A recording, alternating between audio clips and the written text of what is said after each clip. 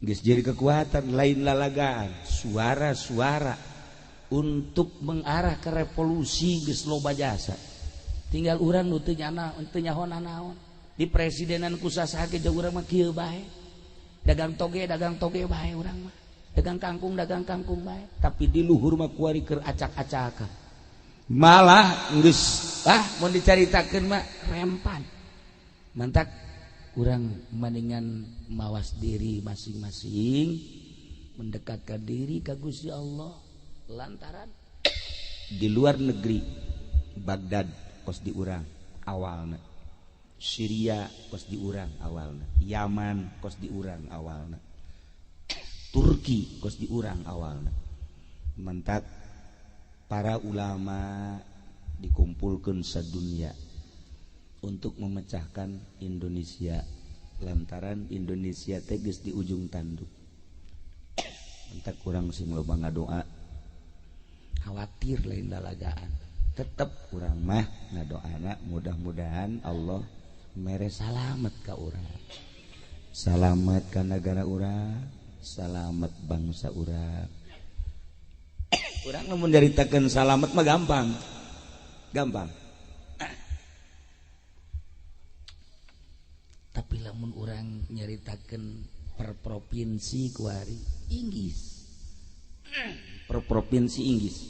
nyaritakeun salamet mah mudah-mudahan amin mudah-mudahan salamet amin tapi di luar ieu kapan loba jasa provinsi aduh hese nyaritakeun modal poso dan lain-lain sebagainya. Para jamaah kaum muslimin wal muslimat rahimakumullah malam ieu teu aya deui nu dicaritakeun iwalti haul akbar terutama haul kiawian sakaligus nyaritakeun tentang masjid nu alhamdulillah saat ieu masjid geus mentereng dibangun sedemikian rupa lain teu anyar ngan tukang basna leungeunna kurang lalempeng jadi kos dieu lah bentukna alhamdulillahirabbil alamin tapi ieu ciri kampung kumaha masjidna ketika masjidna kokoh berarti iman orang dinya kokoh ketika masjid eta teu kokoh maka iman eta kurang kokoh aya nu unik ka etik ye dibayah aya pabrik semen Cina semen merah putih eta teh karyawana dikirim di Cina kabeh kaje urusannyana tetapi hal-hal lain mengerikan kajeun teh mah urusanana negara urang mah ngan sakarang membandang zahirna bae di jerona konflik negara ieu pabrik belah dia diurug sisi laut asal geus diurug tanah eueuh bae asal geus diurug tanah eueuh geus puluhan truk bahkan ratusan truk asal geus rata ke eueuh tanah kuari muncul aya batu bentukna kos masjid si batu bentukna kos masjid ternyata didinya teh dipake musyawarah sadunia di dinya teh Kinur Jaya mah teu kaajab mencet sapi bae nya nama bagianana Haji Pandin teh cenah mah bagian yen samin bae sedengkeun cakolot di mana-mana pulau cangkir di mana geus rata awas kadua di mana bayah geus kadatangan ku orang asing awas ieu kuari geus aya kajadian model kos kitu nah ieu mah kula mah teu rek nanaon henteu sama sakali henteu hendeuk ge kula mah ngabejaan nu can kawin gara kawin sakitu doang besi kaburu itulah para jamaah kaum muslimin wal muslimat rahimakumullah malam ieu urang kumpul merenung ka alam akhirat untung jelema nu geus maot ku urang dihadiahan ku urang dipatehahan tetapi ragap diri urang ketika urang maot anak urang bakal matehahan urang moal tatangga urang bakal matehahan urang moal sedengkeun di jero kubur ba teu butuh jeruk teu butuh apel teu butuh korma nu dibutuhkeun adalah titiis kiriman anu harirup di luhur. Itulah para jamaah kaum muslimin wal muslimat rahimakumullah. Alhamdulillah masjid sebagai tanda kekuatan iman jeung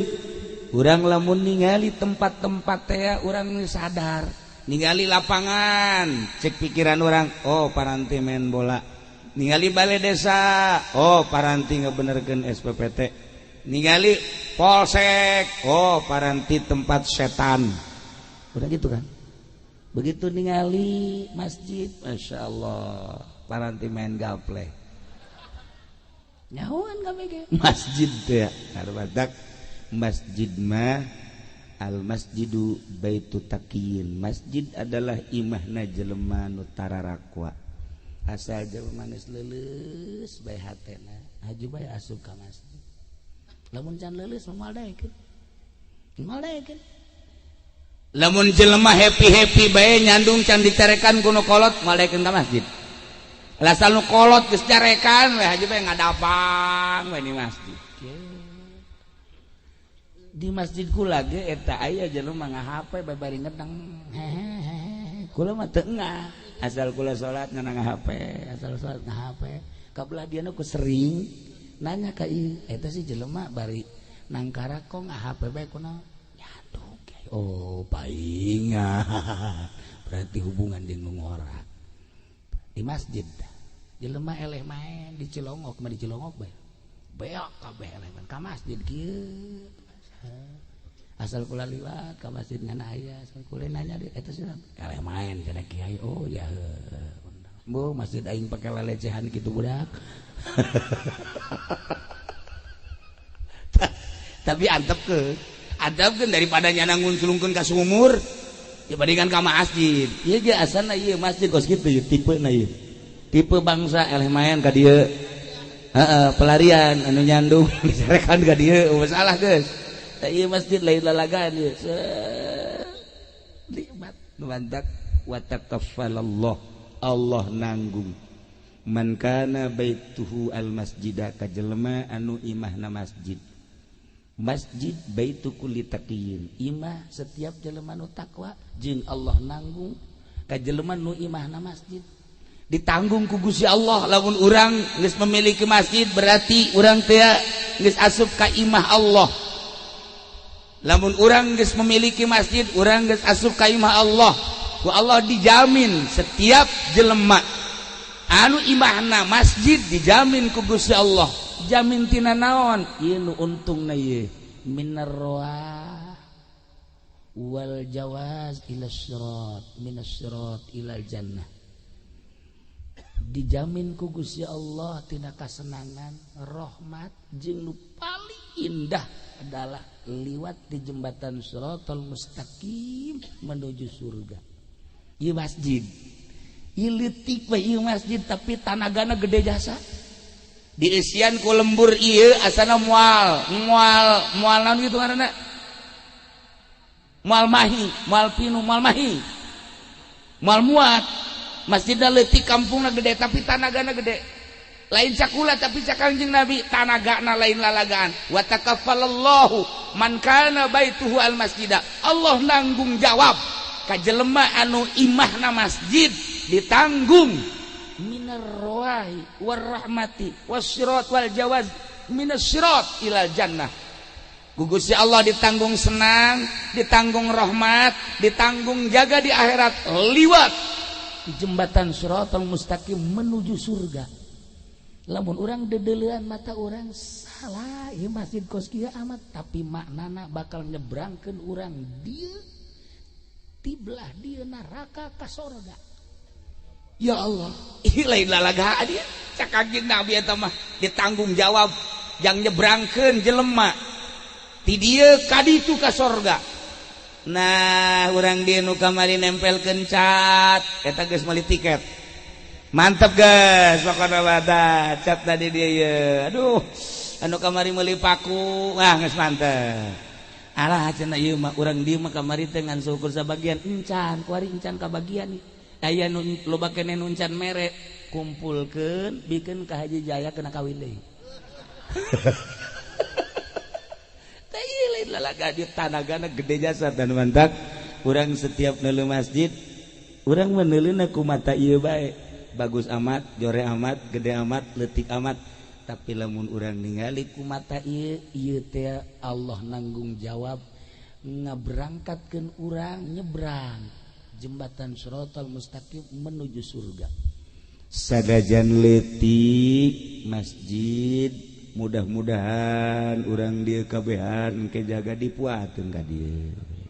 nyebrang di jembatan Shiratal Mustaqim salamet sehingga urang dieu kabehan bisa nyebrang melalui masjid ieu salamet kabeh menuju surga Allah Subhanahu wa taala.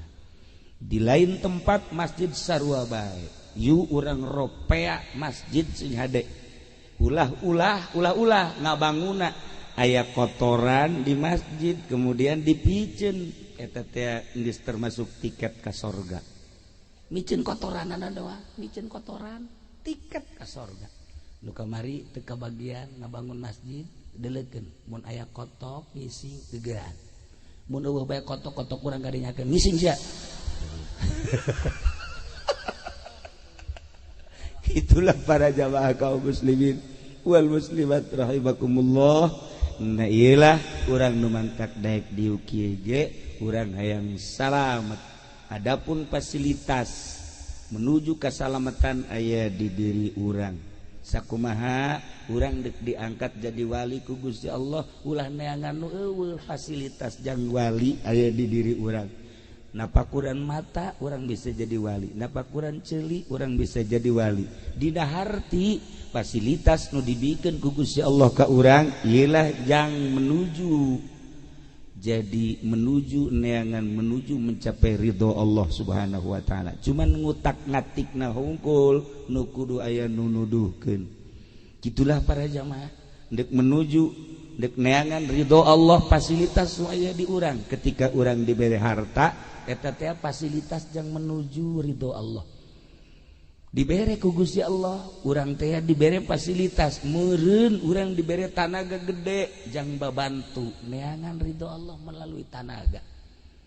mun urang ngebahas kos kitu sesuai jeung pembahasan Imam Ghazali panjang sakabeh fasilitas nu aya di awak urang ieu teh bisa ku urang ditafakuran untuk meraih ridho Allah Subhanahu wa taala mantap kula osok lalaunan ngaji ayo malam Salasa Ki Wahab Ki Hamid Ki Nurjaya Kiai Ticaringin teh sakara lan Bedi jeung nu lain-lainna lalauna budak letik teu meunang ku kula budak ngora teu meunang awewe ulah ieu mah ngaji khusus nu karol nu tereh paraeh bae kitu teh meunang karolot lalauna ieu teh jang naon jang mikiran diri urang pamere Allah ndek digunakeun supaya mengkerucut pakeneangan ridho Allah Subhanahu wa taala. Gitulah para jamaah kaum muslimin wal muslimat rahimakumullah malam ieu urang kumpul di dieu mudah-mudahan dicatat ku malaikat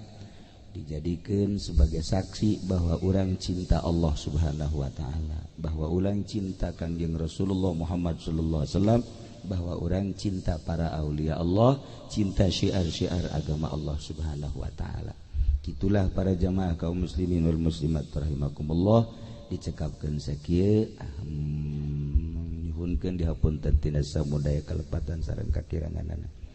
Allahumma salli wa sallim ala sayyidina Muhammadin fil awalin wal akhirin wa barik wa sallim wa radiyallahu ta'ala an sadatina sahabi sayyidina Rasulullah ajma'in amin ya Allah ya rabbal alamin. Allahumma ya hadiyal mudillin wa ya rahimal muznibin wa ya mukila asaratil asirin wa ya mujibas su'alil 'abidin irham ya Allah irham ya Allah irham ya Allah abdaka min dzal khatril azim wal muslimina kullahum ajma'in Allahumma ij'alna ma'al akhyaril marzuqin alladzina an'amta 'alaihim minan nabiyyin was-siddiqin wasyuhada'i was-shalihin wa hasuna ulaika rafiqa dzalikal fadlu minallahi wa kafa billahi 'alima Allahumma hdina siratal mustaqim Allahumma hdina siratal mustaqim Allahumma hdina siratal mustaqim siratal ladzina an'amta 'alaihim minan nabiyyin was-siddiqin wasyuhada'i was-shalihin wa hasuna ulaika rafiqa dzalikal fadlu minallahi wa kafa billahi 'alima wa shalli wa sallim ala jami'il anbiya'i wal mursalin